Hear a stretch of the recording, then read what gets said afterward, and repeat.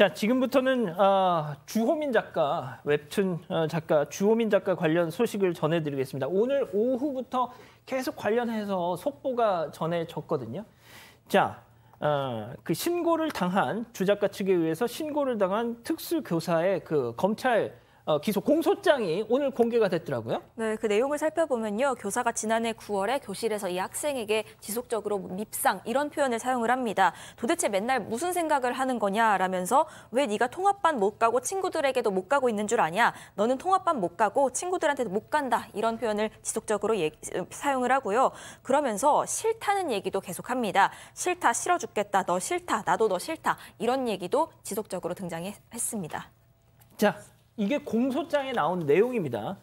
근데 이제 그 공소장에 검찰의 얘기는 장애인인 아동에게 정신건강 및 발달에 해를 끼치는 정서적 학대를 가했다라고 적혀 있더라고요. 그런데 이 발언만 두고 판단할 수 없는 것이 교사가 학생에게 해당 발언을 한 배경은 공소장에서 따로 밝히지는 않았더라고요. 이 부분에 대해서도 언제나 저도 고민했던 게 이게 검찰에 공소를 했고 법원에서 재판을 받는 과정이라서 이 내용이 무엇인지를 저도 알고 싶었는데 사실 공소장에 그렇게 적혀 있으면 검사는 전체 내용을 한번 읽어는 봤을 거예요. 그럼에도 불구하고 이제 이런 내용 중에 정말 정서적 학대 부분을 탁 이렇게 잡아서 이야기를 했는데 여기에 대해서 변호사, 반론권 차원에서 제가 변호사의 그 피해자, 그런 교수, 그러니까 특수학급 교사의 변호사의 어떤 이야기를 조금 말씀을 드리면 이게 악마의 짜집기가 되는 것이다. 전체 내용 중에서 그 내용 중에 정말 나쁜 내용만 공소장에 딱딱딱딱 적혀 있는 것이지 맥락적으로 보면 그런 내용이 아니다. 그리고 여기서 조금 이렇게 거친 대화가 나오는 거는 혼자 이야기를 했는 것이지 그게 결코 그 사람의 아이 앞에서 했는 이야기는 아니다. 이렇게 나오고 있는데요. 한 번 정도 그 변호인의 주장, 과연 그다음에 이 검찰의 공소장에 나와 있는 내용이 재판정에서 어떻게 이제 판결이 날지 좀 지켜보면 될 것 같다는 말씀드리겠습니다. 자, 이 기자가 이 특수교사 측 변호사가 이 주군의 어떤 답변 부분을 또 공개를 했더라고요. 네, 일단 너 통합반 못 가, 뭐 친구들 못 봐 이런 얘기가 나온 맥락은 너 무슨 반 왜 못 가는지 알아? 아이의 답변을 듣고 그렇게 행동해서 통합반 어떻게 가려고 그래? 그렇게 하면 통합반 못 가. 친구들하고 못 어울려. 이런 어떤 훈육의 맥락이었다는 겁니다. 또 진짜 밉상이네 이 발언도 문제가 됐었는데 이 발언 전후로는 뭐 아침부터 둘이 와가지고 참 아침 일찍부터 자꾸 뭘 이런 다른 혼잣말들이 있었다는 겁니다. 이 혼잣말들의 연장선이었는데 이 부분이 생략됐다고 하고요. 또 싫다라는 얘기가 반복이 됐는데 이건 그 아동 자체가 싫다 이런 의미가 아니라 뭐 읽기를 가르치기 위해서 어떤 문장 반복해서 가르쳐줬는데 학생이 잘못 읽었다는 겁니다. 그래서 여기에 대해서 교사가 자꾸 이렇게 하면 싫다. 네가 잘못 읽는 것이 선생님은 싫어 죽겠다. 이런 식으로 이런 맥락에서 낮은 톤으로 반복해 말한 거라고 설명했습니다. 자, 다시 한번 정리하면요. 이 검찰 측은 실제 독한 말을 했다. 그 녹음기에 보니 주호민 씨 부부가 아이 편에 이렇게 보낸 녹음기에 실린 그 영상 이걸 들어보니 실제 그 교사는 독한 말을 했다. 자, 이 교사 측 변호인의 반박은 편집된 것이다. 그렇게 독한 말만 편집을 해서 이렇게 공개가 된 것이다. 그리고 정말 어떤 뭐 진짜 밉상이네 뭐 이런 워딩은 혼잣말이었다. 그냥. 자, 교수님 좀 어떻게 들으셨나요?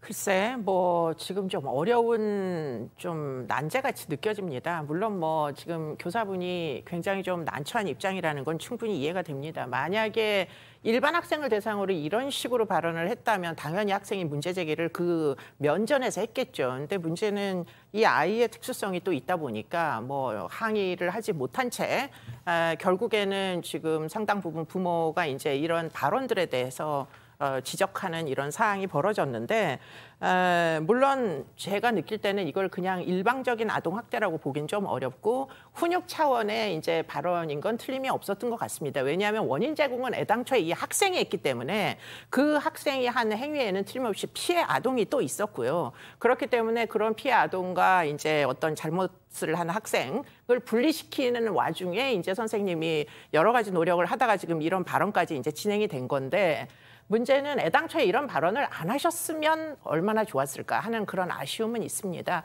이 이제 특히 자폐아동이나 특수교사 같은 경우에 정말 인내심이 많이 필요합니다. 저도 옛날에 특수학교에서 조금 잠깐 아르바이트를 해본 적이 있는데 의사소통이 잘 안 돼요. 여러 번 반복적으로 얘기해도 잘 알아듣지 못합니다. 그러다 보니까 인내심이 거의 한계에 오고 선생님들은 거의 번아웃이 됩니다.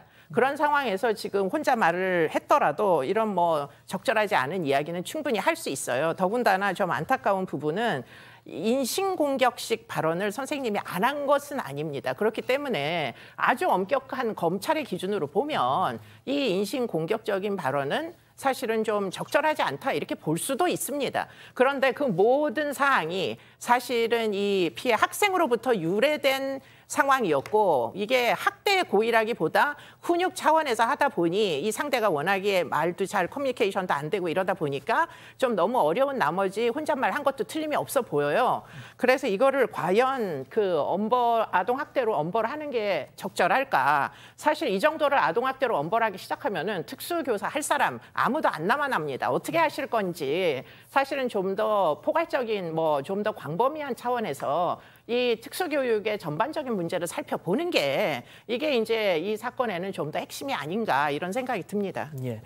자, 조금 전에 말이죠. 이 작가 주호민 씨가 입장문을 본인의 유튜브 계정, 이 채널, 이 커뮤니티를 통해서 내놨습니다. 워낙 이 내용이 많은데 일단 저희가 약간 주요 내용만 좀 소개를 해드리자면 학교 친구들과 학부모들 또 전국의 특수교사들에게 사과의 뜻을 밝혔습니다. 특수교사를 특히 이번에 이 고소한 이유에 대해서는 교사 면담을 신청했다가 취소했던 건 바로 고소를 하려던 게 아니라 상대 교사를 대면해서 차분히 얘기를 풀어갈 자신이 없는 상태에서 만났다가는 오히려 더 나쁜 상황이 될까 우려해서였다. 뭐 이렇게 또 얘기를 하고요.